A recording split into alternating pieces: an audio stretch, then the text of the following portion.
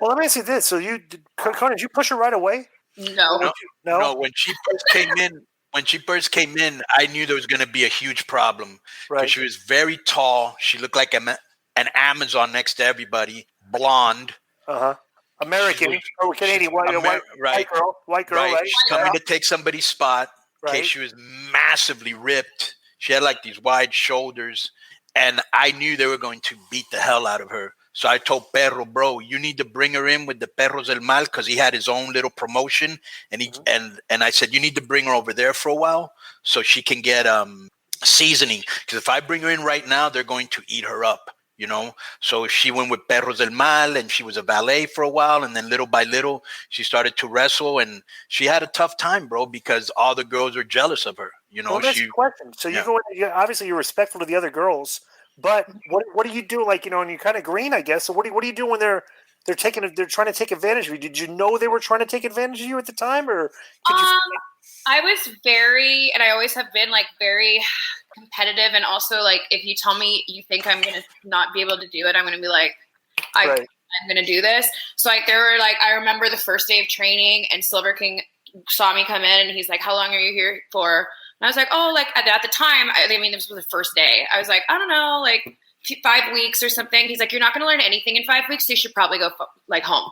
And I was like, "Well, that's not happening. So let's start working." You know what I mean? And I just kept coming, and I was training. Like eventually I was training in the morning with Apache, in the afternoon with Skyday, and at night with Silver King, and taking the subway in Mexico City to and from. So, don't tell me I can't do something, because I will prove you 100 times over that I can.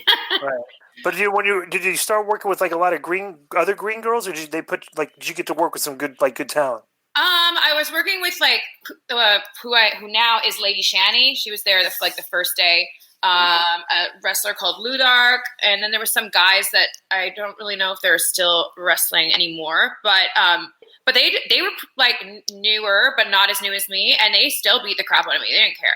What do you mean when they say they beat the crap out? What were they doing? And the thing is, like the trainers too, it's like do it again, do it again, do it again. So you wouldn't just like do something one or two times, or like circle through with everybody else that's training. Like they're like, you did that like crap, do it again. Do it like, do you know what I mean? Or like it was just like a lot of repetition, and like if I showed any weakness, it was like, you don't fucking want to be here, blah, blah, blah. Like it's just like a lot of like. Yeah, but here's what I mean. I'm talking about when you first started working in front of people and you're in a ring with a girl and she's trying to take advantage of you out there. I just went along with it at first because I didn't know what to do, because I think that comes with confidence, and I was not confident. Right. Like, I was very mentally drained and like depressed a little. I had a lot of like anxiety and stuff during that time. So what did you do to get respect? Did it flip one day in there? I don't really know if it flipped one day. I think it started happening a lot towards the end of the time that I lived there, because I started being on Lucha Underground. Mm-hmm. And I also just stopped caring about because they would talk shit about me, and like I would hear about it, and I was just like, I would confront them about it, and they just would tell me I'm a dummy and like, all this kind of stuff. Just like really horrible things. Like think about like being bullied as a kid, but like as adults. Right. And I just started not caring anymore. I was like, you know what, like screw this. Like this is just, I see bigger. I see outside of this, and you people do not. So that's cool. I'll leave you guys here to your shit. I'm going to go and do something that's so much better that you're not even going to be able to deal with it. And that's exactly what I did. So I mean, there were times when I would like, and now, or like right after when I started getting more confident and my life started changing and coming together, I just would fight back. And there were times when I did fight back, even when I was new there. Like I remember a girl punching me straight in the face, and like at a house show in the middle of nowhere, and like just standing up, completely no-selling it, and just punching her right back in the face, because I was so pissed off and like feeling disrespected. And I mean, eventually people break, but it's just like, I will never treat people like that ever in my entire life, because I know exactly how it feels. And I pride myself on trying to like be there for everybody, if it's, from the smallest thing to the biggest thing. And I love being a representation of a like person that's traveled the world and had to interact with all different kinds of female wrestlers and male wrestlers, and like had different experiences, because I think that makes me more relatable for every woman that I am with in the ring, and also gives me a story that nobody else can have. So yeah. Do you miss working in front of those crowds down there in Mexico? Because they were kind of like, you don't see that in the States anymore, where the people are getting on you. That kind of toughens you up a little bit, doesn't it? Yeah, I was. Well, I still go. I mean, once this is over, I'm right now. I'm the Reigning Raiders champion, so I have to. You still are? Yeah. And I've been going back for TV. Once a month or whatever, whenever I can. And Konnan helps me get down there still. And not only that, Taya, which I'm very happy about. She was in the first main event ever in AAA for a woman too. Mm-hmm. Wow. Yeah. Yep.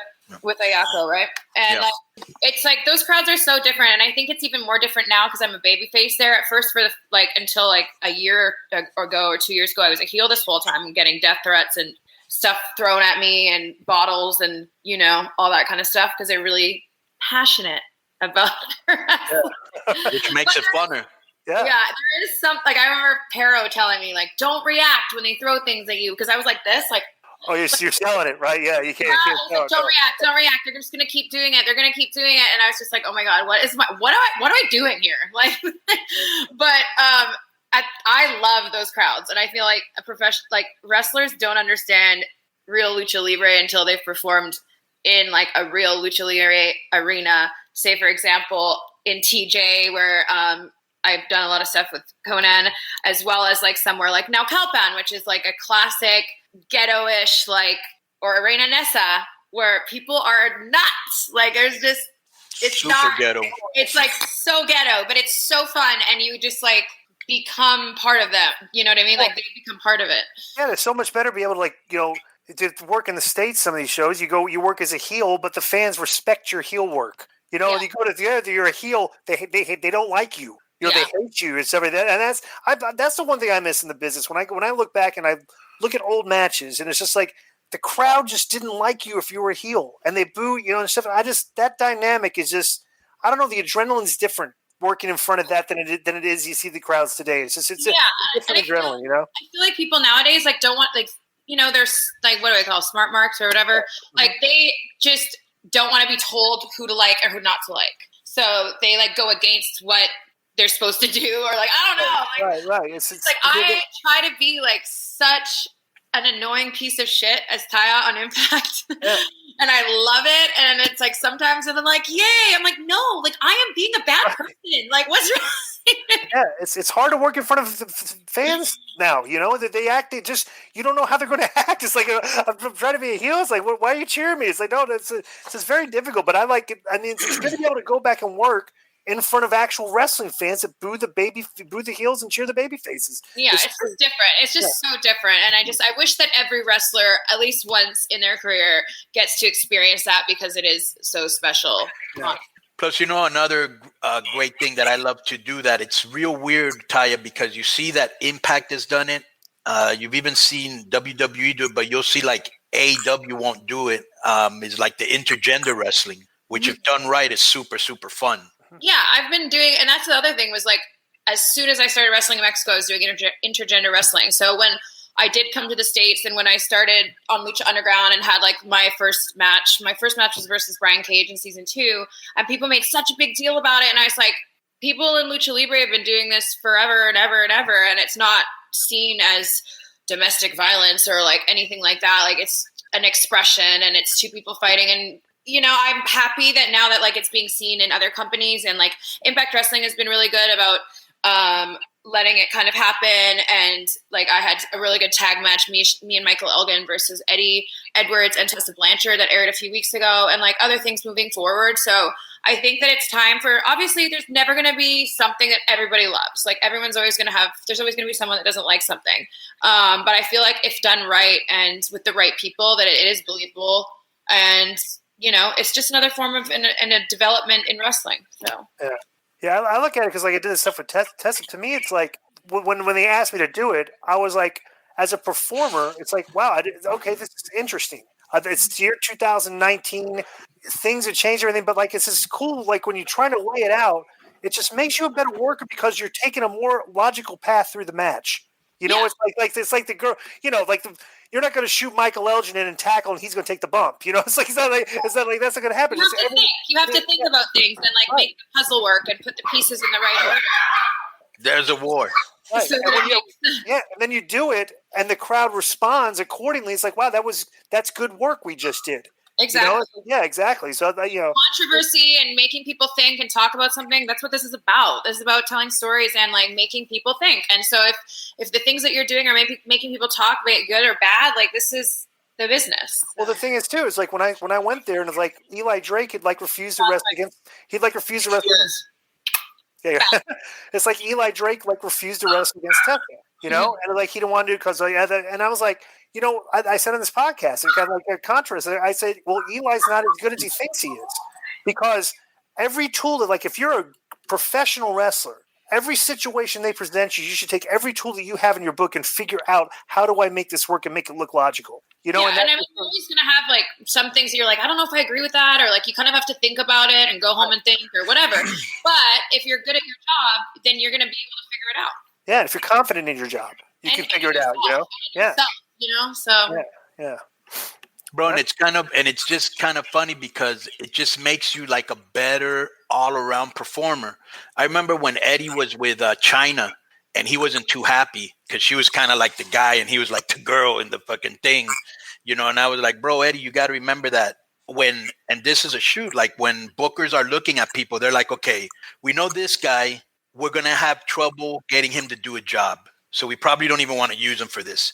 But we know this guy, we can put him in as a babyface, as a heel, against a woman, against everybody, and we can put him in there and he's not going to give us a problem. And that guy, Eddie, is always going to be more valuable than the other guy, who doesn't want to do any jobs, or he doesn't want to work with women and just make chicken salad out of chicken shit. And he did, and he went in there and he just made that mind. That's when he came out with the I'm your papi and all that. You know what I'm saying?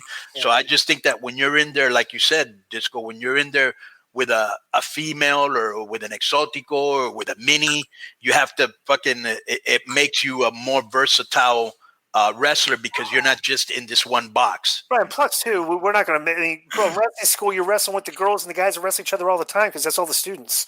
So it's not like you haven't, it's not like we haven't actually done it. It's like we did it. Everybody did it in training. It's like you just haven't done it. And okay, now let's do it. Now let's go do it in front of people and tell the story. So, but I think the outrage is kind of funny when you hear about it. It's like come on. It's like everybody knows this. Just tell a logical story and make it all make sense, and then let and see what happens. I feel like that's like it's people have a problem with that, but like they don't have a problem with like the things we wear and the things we say. Yeah, it's like I wear fur boots and earmuffs for no reason. Right. Like, that's okay, but like fighting, I you know what I mean? Like it's just professional wrestling is entertainment, and we're having fun. And guess what? You're all talking about it while I'm making money. So here we go. Like, do your job. Who do you follow? Is there anybody that you follow that are friends of yours or friends of yours from Mexico in the business? That I still talk to all the time? That you follow them on their TV show, like maybe, Pentagon and Phoenix when they're on AEW, or maybe your girl Chelsea when she's in. Like, I watch everything. I try to, at least. And so we're watching WWE, we're watching AEW, AAA stuff. I watch stuff on YouTube when I can, as well as, like, I follow, Yedra and Lady Shani and a lot of people. Obviously I talk to, like, a lot of people all the time still. So I watch all their stuff, and like Phoenix like sends me videos of his son, and like, you know what I mean? Like, has it been hard for you to watch wrestling without fans, or did you get used to it already? I thought it was weird at first, and it also just reminds me of like custom matches because you're wrestling in an arena with no fans and being filmed. Yeah. But like, it just kind of, I don't know. I think it's fine. I actually enjoyed a lot of promo segments more without fans because you can really understand what everybody's saying. Like, I know he's my husband, but I'm going to put over Mike and John's segment from this past Friday, and they did like a really cool like in-ring thing, and then they sang their rap live, and like it was cool because you're just getting time. You can hear them. You're paying attention to them, and not reactions of the fans. The fans can't hijack it. The fans can't hijack the segment. It's like, okay, well, it's like because they can. They'll do it. Like, I liked it. I thought that both Mike, The Miz, and John did like really good. It was funny. I was paying attention. I understood everything that was going on, and then everybody that came out afterwards, and so on and so forth. And I thought, it reminded me more of like a television segment that like on Saturday Night Live rather than Let me ask you a question. I always ask everybody this: before you broke in the business, who were you a fan of, and now graduate to now now, who were you a fan of? Like when you first started, who were you a fan of? Up until like, and now, who are you fan? What do you like? I was a huge Lita, Mark. Mm-hmm. I wanted to be Lita so bad. Mm-hmm. Trish Stratus and like all of that kind of, and Victoria, because she was like a fitness girl. And like I did fitness competition before I became a wrestler because I didn't know how else to get into the business. And I figured because they were fitness competitors and fitness models, like I should do that. Right. Well, just real quick too, because when I broke in, I was a fan of Piper, Dusty, Flair, and a Macho were like my inspiration to get in the business, and the Honky Tonk Man too, because I patterned my character after him. Yeah, and I've always been a fan of Jericho too. Right. Like when I broke in, and like when you start training, I immediately, because now you're learning how to work. I started gravitating towards Japanese wrestling style, like watching the tapes and stuff. Everything like when you first started, like when you were marked for lead, and then but when you started training, did you kind of like and you see the work? Did you start like studying like certain wrestlers? Like I started looking more of stuff up, like especially when I started even thinking about going to Mexico, and I would watch like more Lucha Libre stuff. Everything kind of just like I don't come from a wrestling family. I didn't come from any friends that were wrestlers. I was just the girl that wanted to be like a wrestler, and so I didn't know a lot about it other than what I was getting on my television, and I think it just kind of over time, like I now watch everything, and I try to follow everyone, and the girl I've been lucky enough to wrestle in Japan and Colombia and Chile now and everywhere. And what's your favorite style now to work? I know it's like a really politically correct answer, but it's just the truth. It's like I like blending everything together. Right. And for myself, I try to bring aspects of my lucha training in, but also I really enjoy like the American psychology and the heel work and stuff like that from that angle. And I feel like I love the hard-hitting Japanese style. When I wrestled Io and like, a lot of the girls in Stardom, that's what I gravitated towards as well. So I try to just kind of blend it all together. And let me just say one more time, imagine this, D.I. Coming from Canada, you're still green because I think Lance had only trained you like a year or something like that. Yeah, like a year and a half in or something. You're a hockey fan? Yes. Calgary, although I should say Vancouver since I'm from Victoria, but I only really got into hockey when I was in college, so it's the Flames. Okay, so let me tell you. So she's coming from Canada, green, not knowing the language, not having any family, and then learning a whole new style, which is Lucha Libre, which it's fucking difficult if you've never done it. And then throw on that the aspect of people, girls in the business that didn't want her in there. You know what I'm saying? So she had to, go through all that to get where she is now. So, I always tell her how proud I am, and she knows. Yeah, tough path. It's good. It was one of my favorite days ever, Taya. I know you know this, and we got the picture to prove it. It was the day that I was like, these are the three, and I kind of put my stamp, like, you know what I'm saying? And now you look, Phantasma and WWE, look at how you're doing, and we all know Perro would have been the hugest name in Mexico right now. Yeah. 100%. And we all won championships. I have a bandage on my nose from breaking my nose. Now imagine this. I'm in the dressing room. You were there, so Taya. I'm in the dressing room trying to tell this wrestler who's been given everything you can give to any female ever in AAA, who's had everything. She's coddled, spoiled, gets her way. I'm trying to explain to her that she's going to do a job for Taya, who she has zero respect for. Right. Okay? And that in itself was a fucking, until I was like, well, it's going to happen whether you like it or not. And then she wanted to do it her way. And I was like, no, it's going to happen this way. Well, she decided to go in there and kick her in the nose and break her nose, And I always thought that not only was that very unprofessional of her, it was very professional of you, finish the match. You didn't make a big deal about it backstage. And I remember telling you, bro, the best revenge is massive success. And she's hating you right now for that, huh? No, but I remember that day because I came backstage, Perro hugged me, and I was like, "Did I do good? Did I do good?" And I was like crying because I'd won the championship, and my face was exploding. And Perro was like, "Yeah, you did great, but you need to see a doctor. This is bad." And took me to see the doctor. They put me in a broom closet, and Arginus gave me a shot of tequila, and they put my nose back on my face. Now imagine that, bro. And that wasn't too long. How long was that? 6 years ago? That was 5 years ago. 5 years ago. Yeah. All right. Yeah. So, they were still, you still had people that were taking this very seriously. You know what I'm saying? Well, when you you look like a star, obviously, and you become a star. Do you use that? Do you have that star personality? Like after the show, do you like to go out and have a beer, go hang out and everything, or do you one of those? Do you like to go back to the room and play video games? Because that's I play video games first of all. Right. I know I'm not a gamer at all. Like I never have gotten into video games. I love to go eat a steak after a show. I like to go to get a steak and a glass of wine and chill out and have like one or two people there and then like go to sleep. Yeah. But like back in the day when we were like traveling in Mexico, we would be like partying all the time and acting like morons. But that's also because we would literally be like show, drink beer, and get a taco, get on the bus, travel. So we'd all be like a mess all together. Yeah, but there's a lot of people grow up. They're never in that culture. They just go to the rooms after the show and just like kind of like it's. There's a lot of introverts. I know, and I have my moments when I'm tired and I don't want to talk to everybody, or I'm pissed off, or something didn't go good, or I don't know. But like I also like had a very, especially in Mexico, like a very like tight group of friends. Especially after Pero died, like our group became even closer because we'd been traveling together for so many years.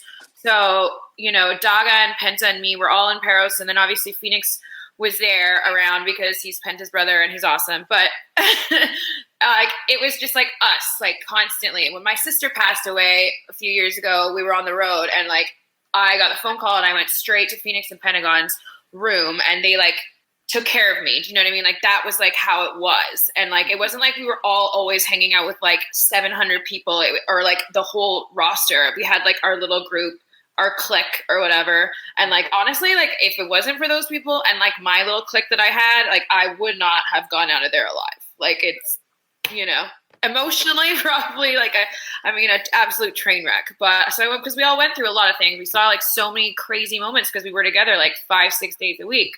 So yeah, that's cool. And then just one last thing. Imagine this: for a while, me, Taya, Teddy, Jack Evans, Moody. Who else was there? Maybe that wasn't there. Are you at the Psychosis? Who was there? Okay, so it was Nicho, Psychosis, you, me, Silver King, Teddy Hart. Halloween lived there for a while. Kalisto lived there for a while. It was quite a place. Nisha's like always like, I don't know how you like, he's like, I saw you the first day you came to the house, and I was like, she's gonna last a week. And now when he sees me at shows, he's like, shakes his head at me. He's like, I don't know how. I don't know. Well, I don't know how you actually got a picture. Was it on Twitter or Instagram where you had the emoji picture in the locker room that you took with Konnan? He's never had a picture with emoji. Do you have the Snapchat filters? She catches me. She got you all the time too. Like ambush. And like and yeah, everyone always is like, you're the only person I've ever seen Konnan like smile with.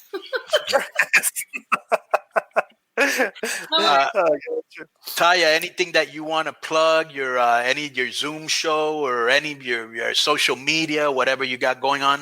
Yeah, man. So you guys can all catch me on Impact Wrestling every Tuesdays on Access TV.